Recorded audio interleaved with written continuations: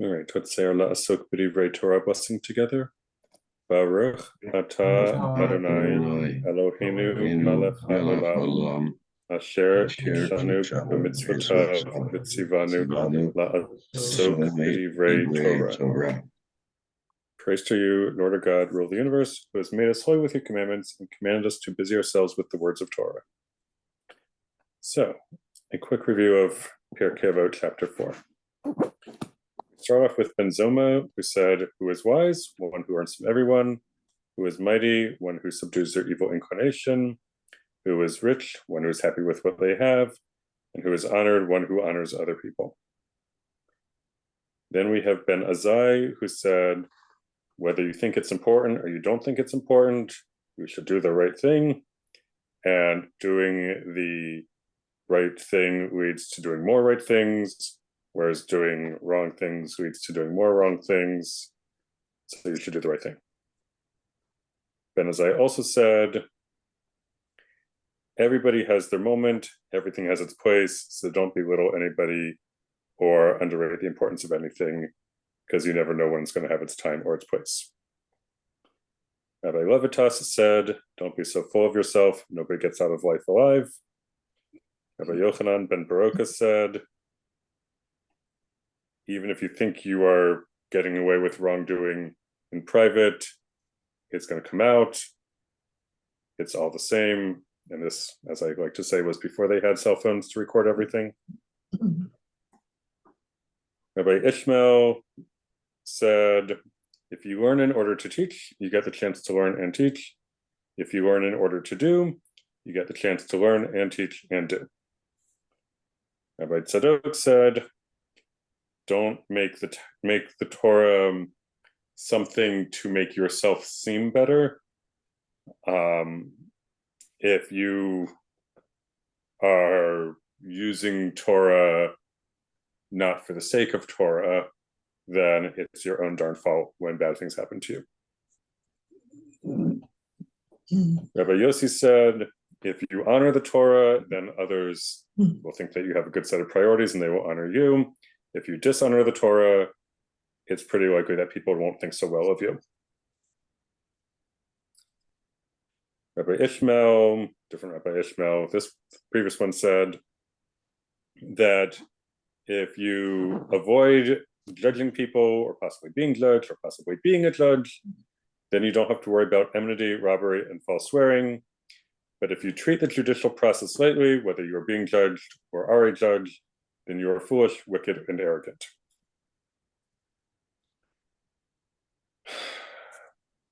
Same Rabbi Ishmael also said, ideally, you should make decisions as a group with a group of 3, and then you're not the majority by default, so therefore you can't make other people do what you say, although you can try to persuade them. David? Yes. What, on the topic of Rabbi Ishmael, are one of these guys the guy who's 13 exegetical? No. No, none of them. Okay. There are at least 3, if not there are at least 3, if not more, Rabbi Ishmaels. Oh yeah, I'm sure more, but I was just wondering who these guys are. Yes. Okay. Thank you. That is Rabbi Ishmael ben Elisha. Oh, all right. Rabbi Jonathan says that if you make time to study Torah, even when things aren't going so well in your life, then when things are going well in your life, you will have a good set of priorities still, and you will make time to study Torah. But if things are going well in your life and your priorities aren't straight, then when things aren't going so well in your life, you are unlikely to say, now I have time to study Torah. So try to get your priorities straight and make time for the important things, no matter how well things are going in your life. Rabbi Meir said that you should do both business and Torah. And again, as we've seen before, don't be so full of yourself. Like, be humble before everybody. And similar to what we saw a minute ago, if Torah and priorities, important priorities, are not things that you value, then it will be very easy for lots of people to distract you from doing them.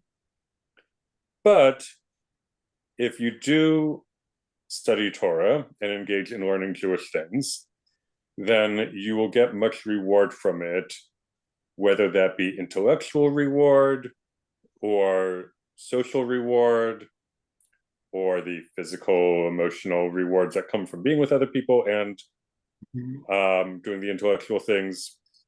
It's good. You should study Torah, particularly with other people. I am confident that Rabbi Meir would approve of what we are doing. All right, Rabbi Eliezer ben Jacob said that if you do the right thing, then you get a character witness. And if you do the wrong thing, then you get a negative character witness. And the more right or wrong things you get, the more of these positive and negative character witnesses you get. And repentance and good deeds mean that if you do mess up, your punishment is likely to be less. Rabbi Yochanan Hassandlar said that every assembly which is for the purpose of serving God will last. Either it itself will continue or its memory will last.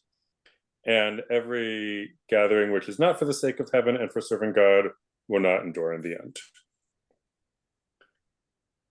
Rabbi Elazar ben Shemua said, let the dignity of your student be as dear to you as your own, and the dignity of your colleague be as the reverence for your teacher, and the reverence for your teacher should be like the reverence for heaven. So treat people with dignity. All right, Rabbi Judah said, be careful in study, because if you mess up in your learning, which in this world would then probably lead to messing up in teaching, then somebody might think that you did it on purpose. So try to get it right if possible, while the cement is wet, so to speak. Rabbi Shimon, who I believe is Rabbi Shimon Bar Yochai, said, there are three crowns, the crown of Torah, the crown of priesthood, and the crown of royalty, but the crown of a good name is superior to all of them.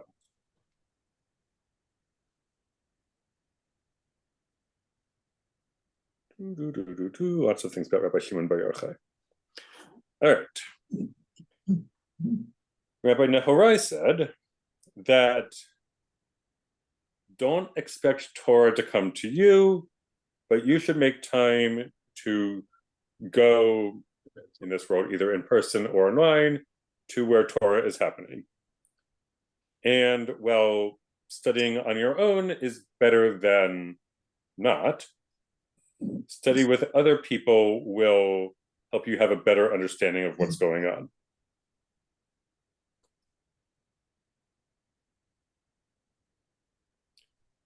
Rabbi Yanai said that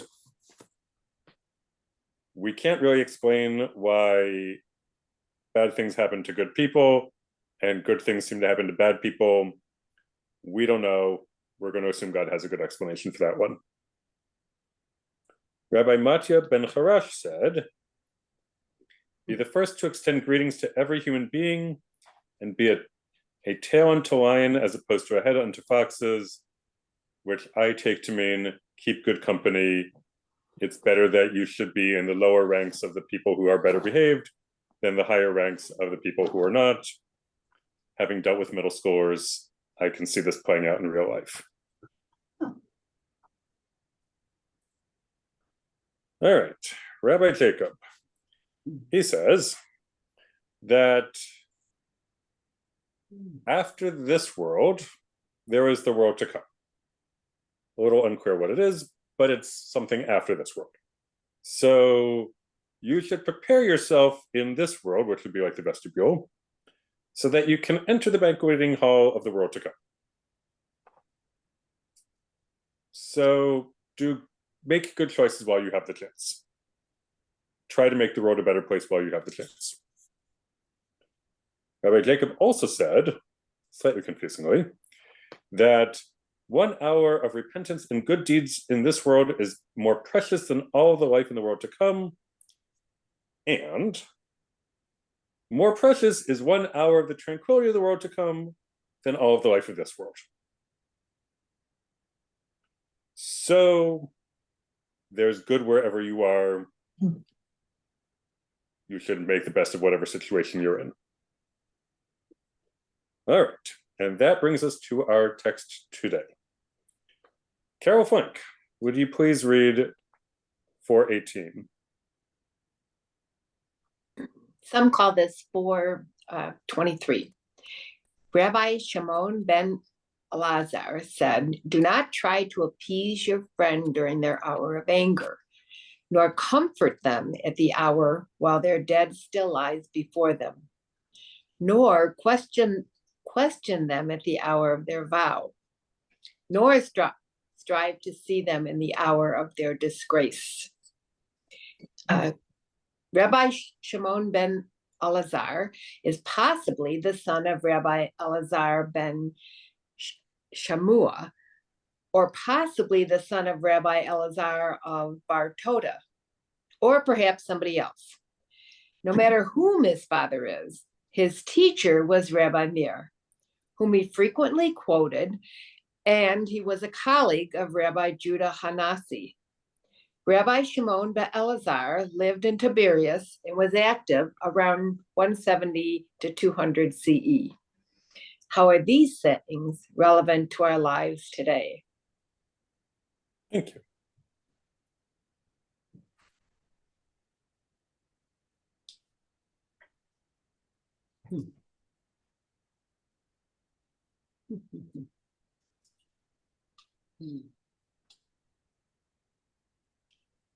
I think that oftentimes when you see somebody you care about hurting or going through a struggle, your social worker self kicks in and you want to reach out and start helping. Right. Solving a problem for them and getting in their space perhaps, and not realizing that we each have to come to terms on our own when we're stunned or shocked or going through a period of time that we need to adapt to. So sometimes you just have to know your boundaries, and sometimes saying nothing is better than pushing with some kind of explanation or fix-it term. Excellent advice, Carol. Good. And all these lines are good for us to know Right now. For today. Right. Very timely. Yes.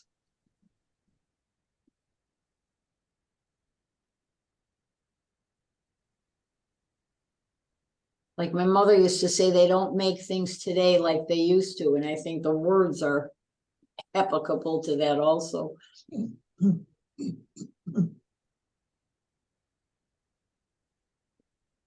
My little Bubby, whenever there was a problem with the family or something was going on, she would always put her finger up to her mouth and say, "Shh, you wouldn't have to say avoid."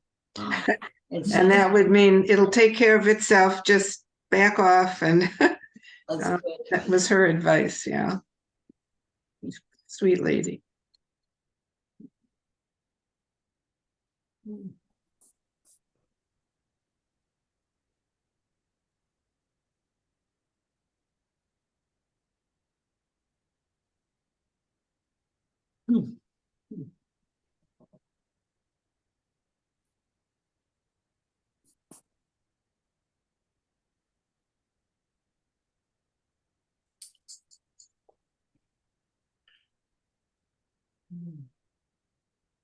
The line, nor question them at the hour of their vow.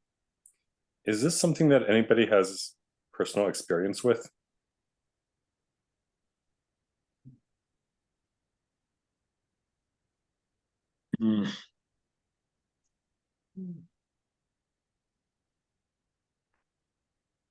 Yeah. Do I understand it correctly that when someone has made up their mind to do something, even if you don't agree with it, you should just be quiet.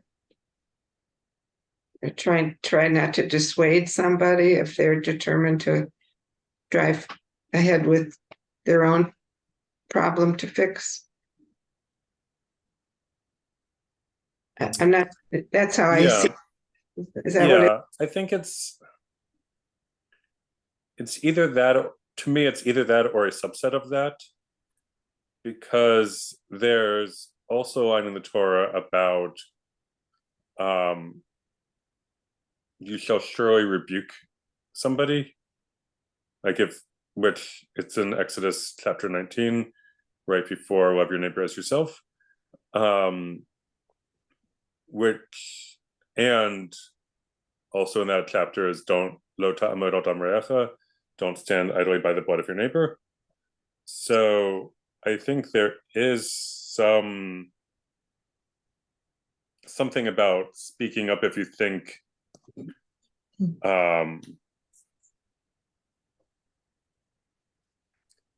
speaking up, maybe ideally before a vow, when you think somebody's heading down the wrong path. But I'll put that to the group. How do the rest of you make sense of this line, particularly either with or without the other texts I've thrown into the mix?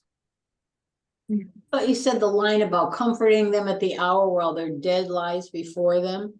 I mean, I just think about a week ago, I went to a classmate's funeral, 200 people. Every single person walked in front of the wife and the sons, giving words of comfort. But that just seems to be something that we all do at a funeral, right? Mm-hmm. And this says, don't comfort them while they're dead. I mean, the coffin is right there. So what should you do instead?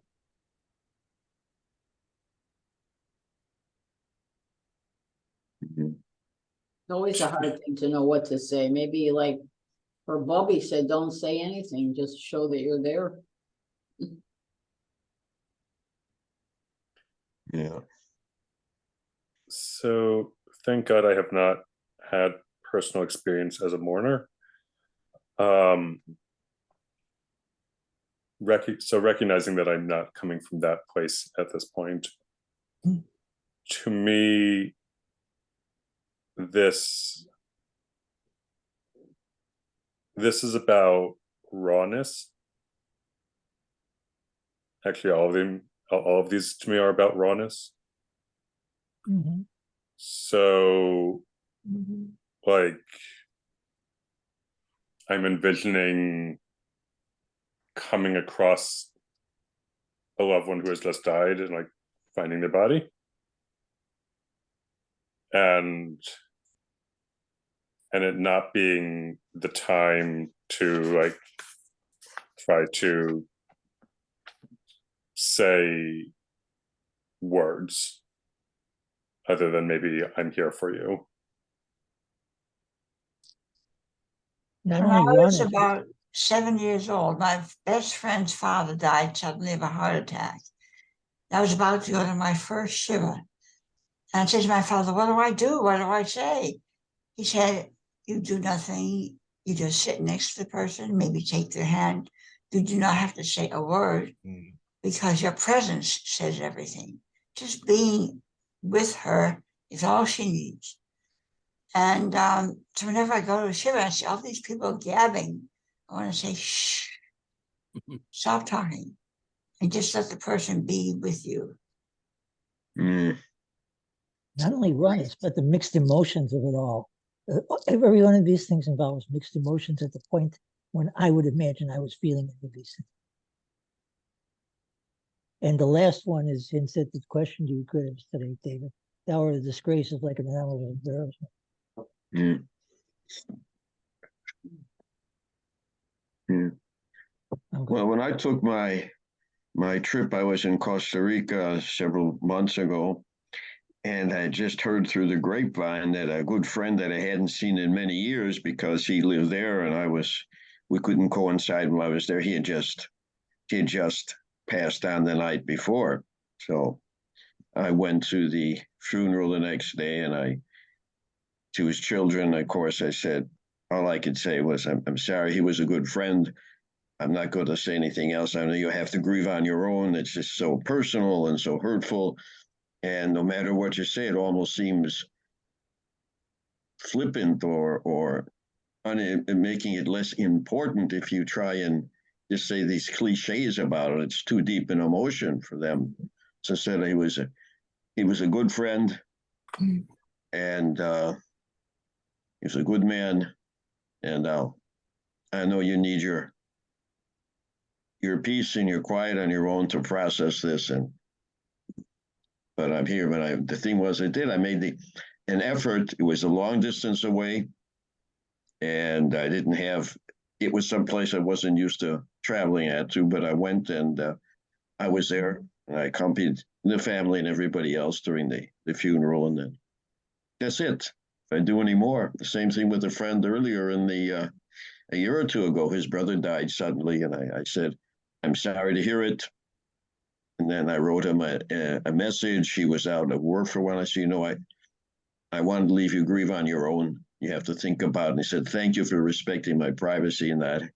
It hurts to explain, because when people talk, sometimes if you have to explain what happened, and it's hurtful even to relive some of those things sometimes. At least that's my impression.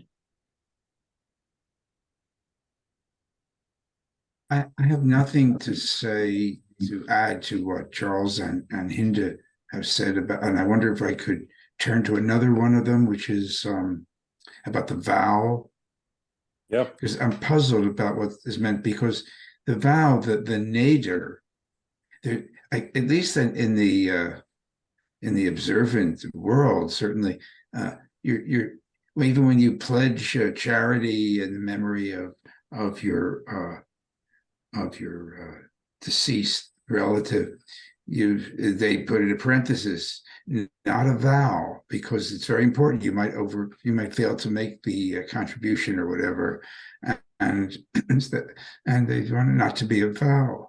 And here you might have an opportunity to make a person consider before the vow, and it's not too late.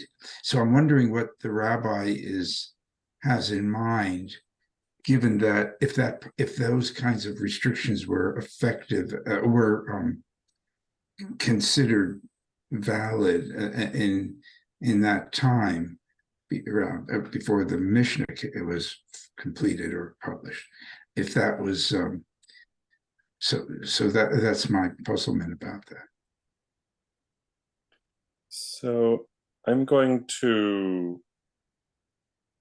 turn this question back to the group with a slight twist, in terms to try to help us figure out what this hour of the vow means, because Phil raises a good point that the word vow, or in Hebrew neder, like kol nidre, is a very loaded term. It's a very strong term. And so given the other three things around that phrase, what might be a situation where somebody might make a vow that's loaded with the same sort of emotions or mixed emotions that we're seeing in the rest of this set of sayings? I would say, based on the other things, a person, you might drive them deeper because they're not in a mind frame where they can hear what you're saying. So if you try to, reverse it, you're only going to make it worse, and they might take a deeper vow and just, dig a further hole.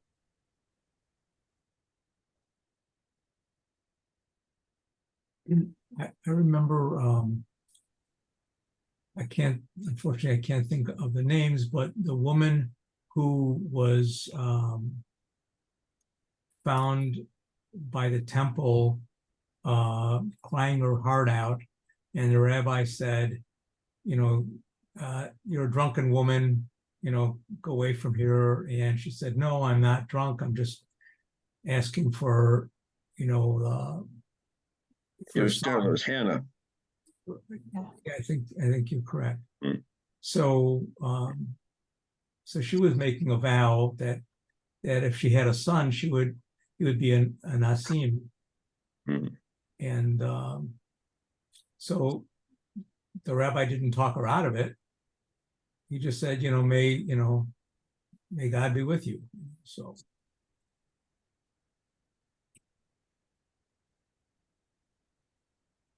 But he questioned it. He misunderstood. Mm-hmm. He didn't understand. Right, but he didn't question her vow. Ah. Right. Well, my wife says, and she says, sometimes she tells us with our children, our daughters in particular, particularly when they're younger, if you tell them to do one thing, they'll just do the opposite just to show their independence. And if you try and talk somebody out of something that they're fixed in their mind to do, even if it's something that's rash, they may just to demonstrate that, no, you can't tell me what to do. They might even go more extreme in something that might be, I don't want to say risky, ill-advised. My rabbi says double down. Yeah, Yeah. that's a more modern term for that. Yeah.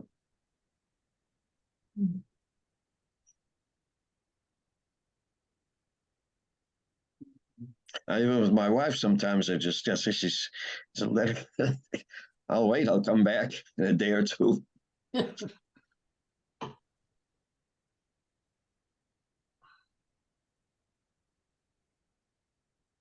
These phrases make it hard to be a parent. I don't fully understand what kind of parent I should be. I thought I was supposed to model or guide this child to be a good human being. Maybe in the process, I have interfered with their thinking of how they want to be. So it's confusing, and it's a little bit late for me to be parenting my kids. I don't quite do it anymore, although sometimes I slip up. But in the old days, when I used to parent them when they were younger, often I debated with myself whether I should say anything, do anything, stop them.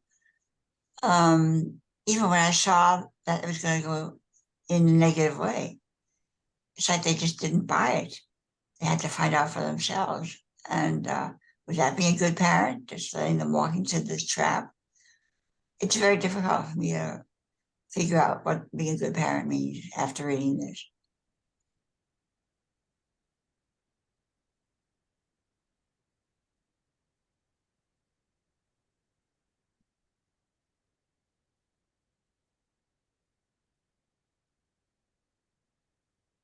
So you raise up an interesting point, Hinda, that I hadn't noticed before. And I'm curious what others think about this. Rabbi Shimon ben Elazar says, do not try to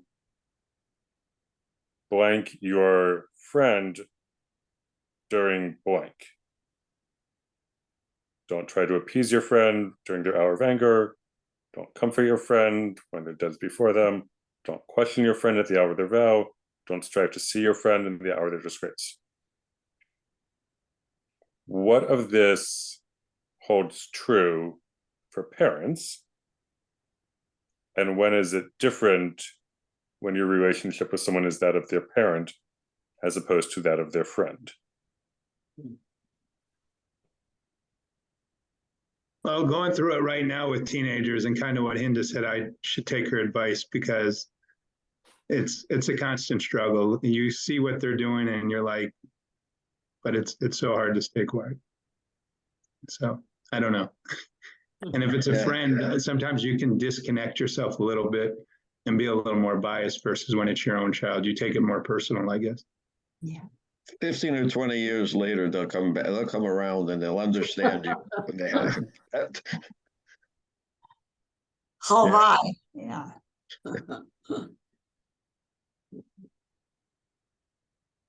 And as the parent of a 7-year-old, how is it different parenting a young child versus parenting a teenager with these 4 categories? That's a good question. With 7-year-olds, they're still stubborn, but not like this.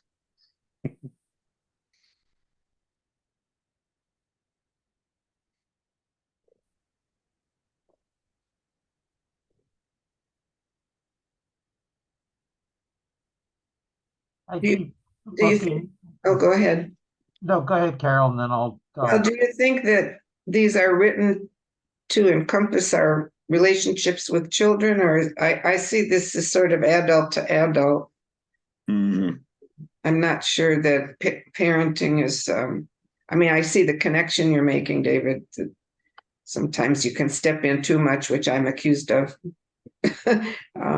But you don't want your child to hurt, so you want to solve their problems for them. And that's always a tug.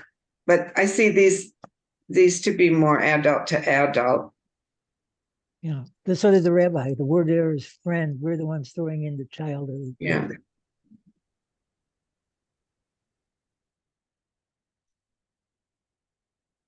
I keep looking at the one about the vow.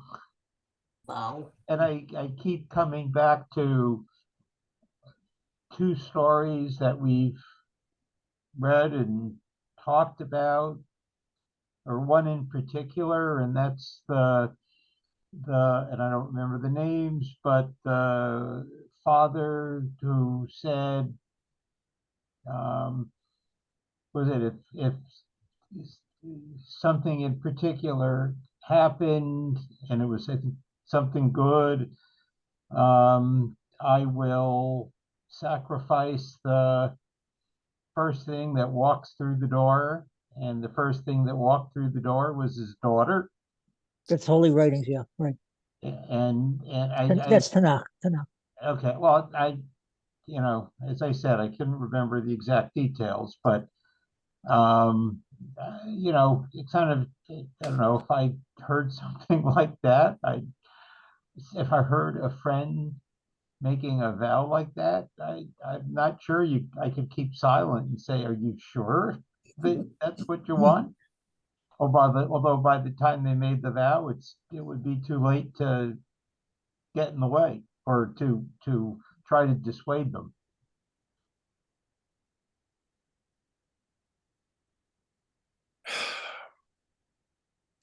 Yes, Ant. Well, what was this? Is it ill? Is it, would it be sacrilegious to not fulfill a vow that was actually sinful or harmful? Or so there's another story. So the story that you raise, Alan, is the story of Yiftach or Jephthah, something like that, with a J. And he is an army commander in the Bible, and he vows that if he's successful, then he will offer as a sacrifice the first thing that he sees when he comes home. And then it's his daughter, and then he goes through with it. There's an interpretation of the story of the binding of Isaac where the text begins with God tested Abraham. And so the interpretation is that perhaps Abraham failed the test, and that the test was going to be whether or not Abraham would say no, just like Abraham argued with God about the strangers living in Sodom and Gomorrah a chapter or 2 beforehand. And evidence that Abraham may have failed the test is that God never talks to him again. So another rabbi from this time, Rabbi Akiba,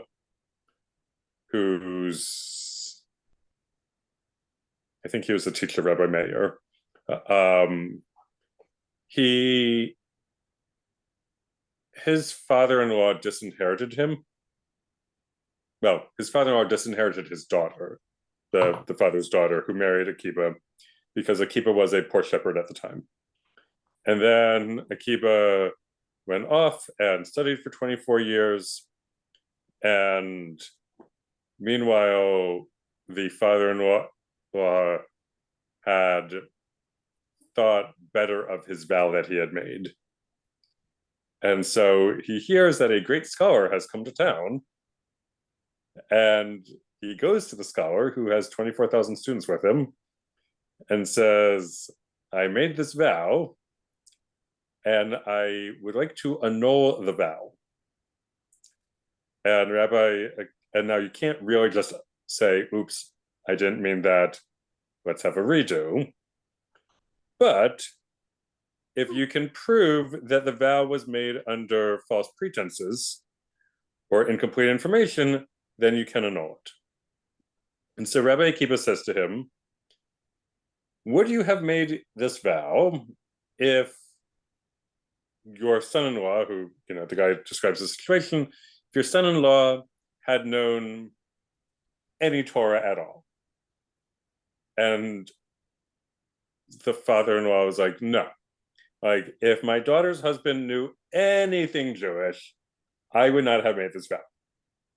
And Rabbi Akiba says, I am your daughter's husband, consider your vow annulled.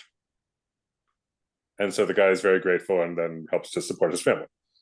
So there is rabbinic precedent for annulling a vow. There is, even in the Bible, there is talking about canceling vows that other people have made, although it tends to be bound up in very gender-specific issues. Gender and parent-child issues. So there is definitely some of that going on as well. It's a complicated matter, this business of vows. All right, last thoughts about how these sayings might be relevant to our lives today.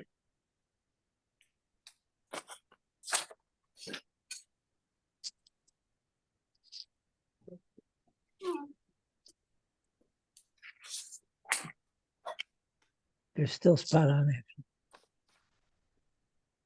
They were for me. Out of curiosity, David, since the word neder, the base of the word, the basis of neder, nedarim, nedre, whatever the word is in the text here that Rabbi Shimon ben Elazar said. Did anybody, have you looked at tractate nedarim to see what it might say about this topic, about the vow?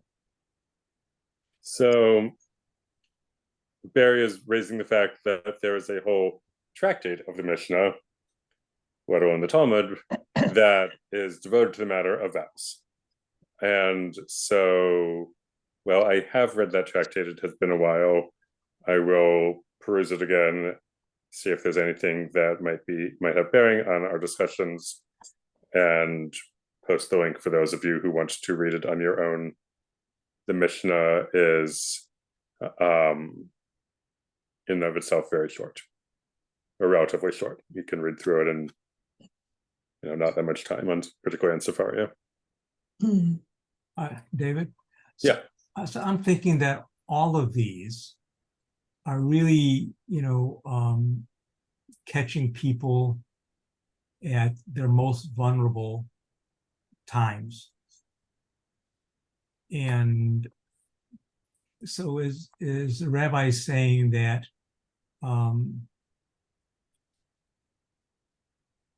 trying to, talk to somebody when they're very vulnerable, is not necessarily the best time to offer support or